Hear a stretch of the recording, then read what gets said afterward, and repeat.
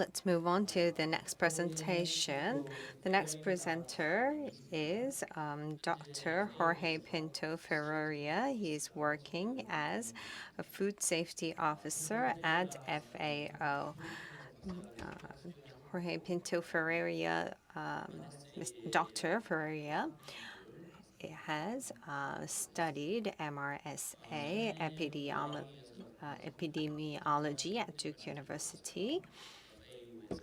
And also, as I have introduced, he's currently working as the food safety officer at FAO. Please begin the presentation. Please welcome him with a big round of applause.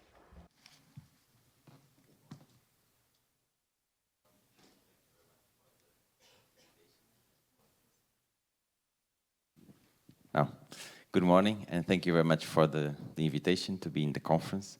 Congratulations on the excellent conference. It's rare to see such a foodborne AMR technical conference, and it is a pleasure to be here, and very thankful for the support of the Republic of Korea of our work and ongoing work that other colleagues from FAO will present in further detail. So my presentation will focus on different aspects of the FAO work that we are doing on AMR in agri-food systems, provide a quick overview of what we've been doing and will be doing in the future. For those of you that don't know, the FAO is one of the many specialized agencies of the UN system and leads the international efforts to defeat hunger. And I was previously the deputy head of AMR at WOA, and one of the main differences that I see between one and the other is that the FAO does have a very strong presence in the countries, with about an office per country, more or less. So a strong membership like WTO with over 190 members represented. And regarding the safe food and the food safety work that we are doing, I guess the motto is, if it's not safe, it's not food. And sometimes we tend to neglect or ignore that aspect. And so the safe is there highlighted in red to remind us all of that, how privileged we are to have safe food most of the times. Now, focusing on AMR, this diagram does not intend to be simple, and I think it demonstrates well the complexity of the challenge that we have and how our AMR is. So this diagram is the internal FAO diagram of all the departments that are working on AMR inside FAO. So that tells you how complex it is, even inside FAO, to work on it, and the need for this multi-sectorial collaboration, the need to work outside the silos, and so on. But it does tell you, give an overview of the different divisions inside FAO that are working on AMR and how complex it is sometimes to get to the consensus and move forward. We do have an action plan that goes until 2025, and I'll cover some of these things, some of the tools that we are working on. There's Sophie belongs to a reference center of AMR, so we have 9 at the moment and received a few more. There's only so many that we can have, so at the moment we have 9. We are supporting many countries implementing their national action plan. We have these 2, for example, the progressive management pathway. I'll speak more in detail, etc. So this gives just an overview of the work that we do and the action plan. Part of it is the scientific advice, and my colleague from Myeongsing will speak more on the codex work that we do. So there's some colleagues that are working on GEMRA and JECFA, for example, for a lot of risk assessments that then report to codex and then the members of the codex. And Danielle yesterday mentioned this meeting on, for example, on expert meeting on alternatives, which report is now in the final stage to be public. So it's just one of the examples. We do host many expert meetings at FAO. And this was one of the examples that we did last year in July. Other works that we have been doing, antimicrobial use in plant production, for example, is one of the, it's not new, but it's something that we put more interest recently. And actually this morning was discussing with the colleagues from different divisions. We will send, for example, a new letter to the countries to collect more detailed information of antibiotics use in plant production. This was an area that was not so familiar and not so explored. What we realized that many countries were simply doing copy-paste from one year to the other and say, well, these are the pesticides that we are using in plant production. And we wanted to know more about that. So now we have a new letter that we'll send to the countries saying, can you be more specific and tell us if you are using antibiotics in plant production? And that will lead us. Of course, these things take a few years to get the right numbers, but it's something that we have been working on. Then alternatives, I spoke. We published this week a paper on the substandard and falsified medicines or veterinary medical products. This was work done in Rwanda, and we found that about 10% of the samples on trimethoprim sulfur were substandard or falsified medicines. And if you want, then we can speak. It's quite challenging to do this work because, for example, first, we cannot fund the purchase of illegal drugs, as you can imagine. Second, we cannot import drugs that are illegal because we can be accused of trafficking drugs. So it's a very tricky work, a very meaningful work to do, but very tricky to do. And that's when we realize why nobody had done it before. It's not an easy work to do in the field. My colleague Alejandro will speak in detail about the Infarm data platform. It's a new thing that we have. Very proud of it because there was a big gap on this at the global level on having a database on antimicrobial resistance in animals and antimicrobial use in plants. So we have about 30 countries that reported already the data to this database. And again, this was a major achievement. It was recently done, and we are happy to do it. And then some of the other tools we have listed there on the left, and Myung-Sing will speak about the ACT project. We developed a tool to monitor the implementation of the Codex AMR standards or texts at the country level, and that's what the ACT tool is about. Some other things on the capacity building. The Fleming Fund collaborates a lot with us. We do, for example, many farmer field schools under the support of the Fleming Fund. And actually, we will go in about 2 months to Cambodia to have a regional meeting with the Fleming Fund to coordinate better the works that we are doing together. I spoke about the risk assessment, and the whole genome sequencing was spoken in detail already during the day of today. We did host a meeting last year of about 20 countries, representatives of 20 countries, to speak about whole genome sequence, not necessarily AMR, but whole genome sequence and food safety purposes for it. And I think it was very well received, and they are supposed to meet next year to see the follow-up. Once they went to Rome to learn how to do it. Did they do it? So that's always the purpose of the training, no? Did they do it when they went back to their countries? So I'll speak in detail now about 2 of the major initiatives that we have going on. One is Renofarm, and that I'll speak in detail. And the last thing is the multi-stakeholders partnership platform on AMR. The rest, for example, we have a leaflet or a brochure on the economics of foodborne AMR, and it is something that we've been working on more recently as well. But I'll speak more in detail about the Renofarm and the multi-stakeholder partnership platform. So this is an overview, and again, the beauty of AMR is that it's complex, and every time that you try to do something on AMR, it tends to be complex because it's big, and it's very pleasant for me to go to countries, for example. And in the past, when you went to a country and you wanted to do something, as long as you had the Minister of Health on board, you would be able to do something. Or if you had the Minister of Health and Agriculture on board, you got the green light and you could do something. Now, it's different. You have many stakeholders on the table, and that's very good. That's the way it should be, because we know that it is multi-sectorial. It makes the decision process slower and more challenging, because you need people on board, and that's a good thing. But it just makes the challenge is, on one hand, we know the economic impact that it has. We know how many people are dying of AMR, and then we need a long time to make decisions. And this is the current struggle. But the fact that we have all these stakeholders on board is the way to go, and we are happy to have it. And this summarizes it well. We have a colleague in HQ working a lot on this platform, Nelea. She's leading it, and you see that the aims to promote a shared vision for action to tackle AMR, to facilitate information sharing, and to support concrete actions. So this actually, if you have been following the AMR work, it was one of the 3 structures that came out of the Interagency Coordination Group, together with the Global Leaders Group, that it has been quite active, and you see a lot of things coming from the Global Leaders Group.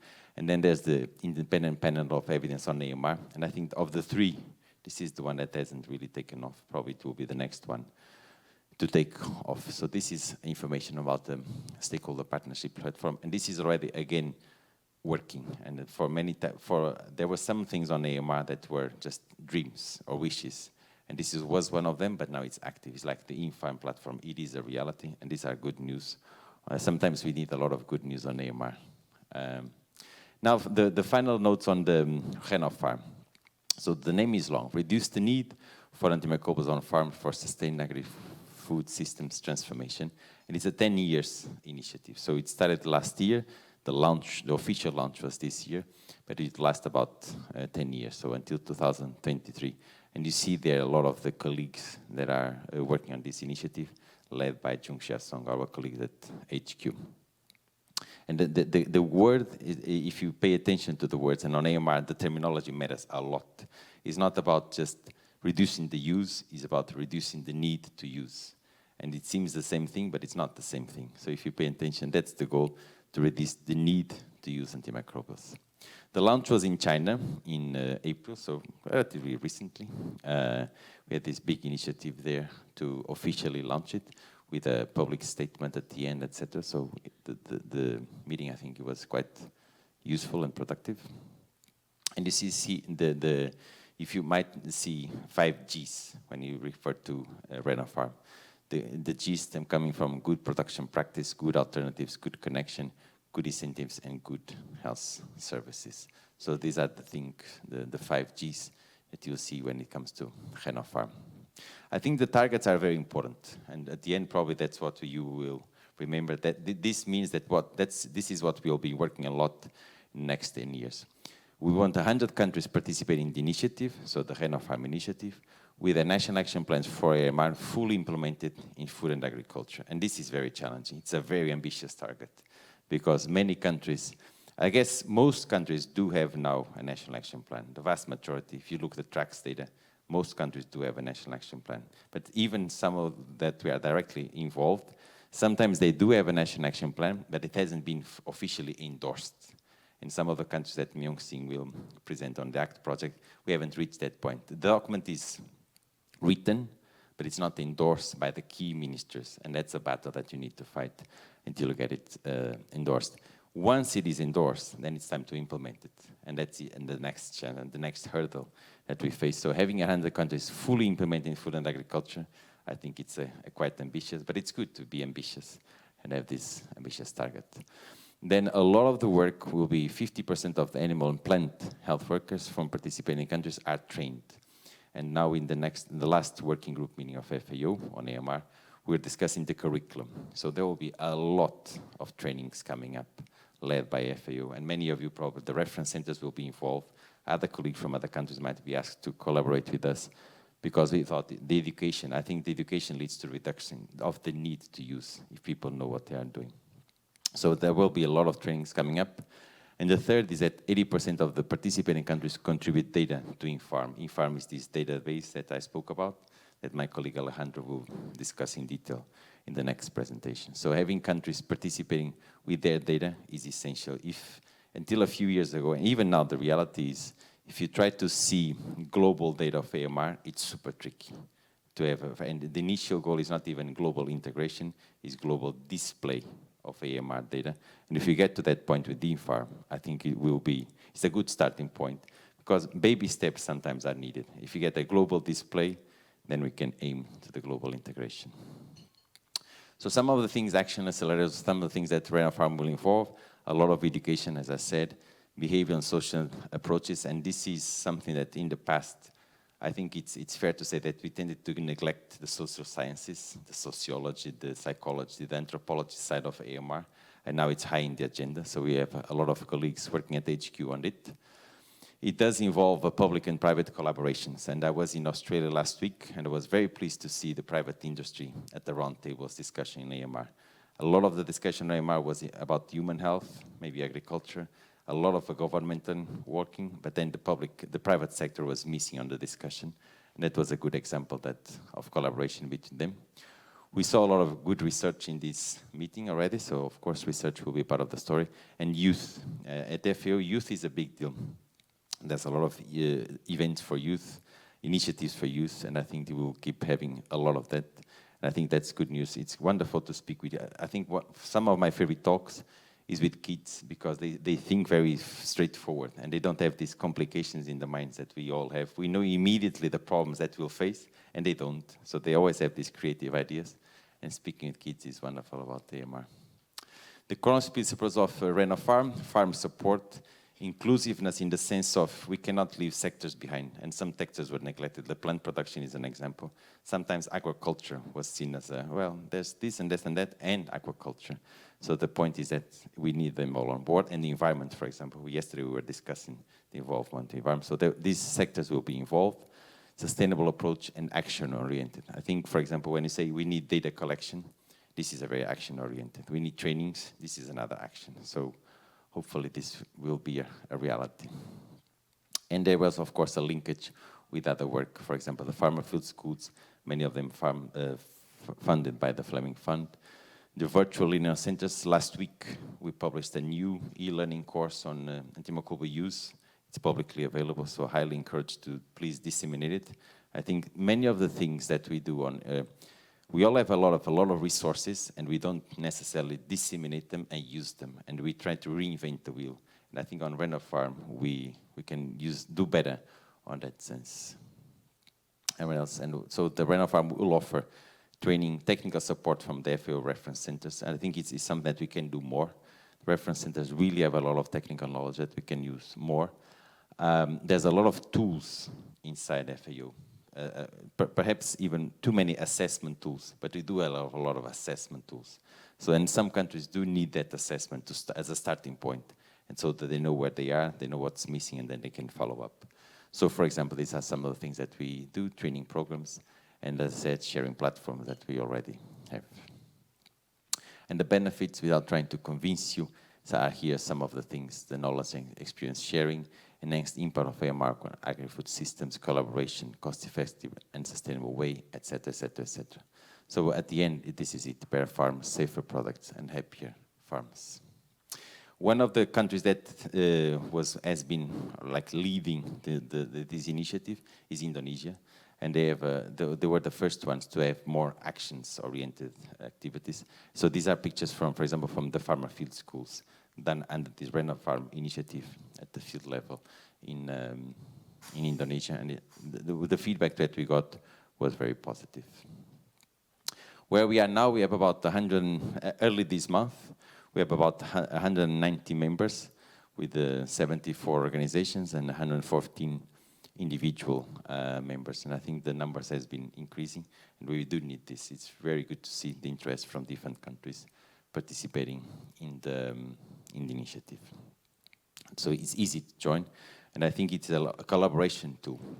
Everybody that joins can take something out of it and probably give something to the initiative. That's it. I'll stop here. Happy to take any questions. Thank you.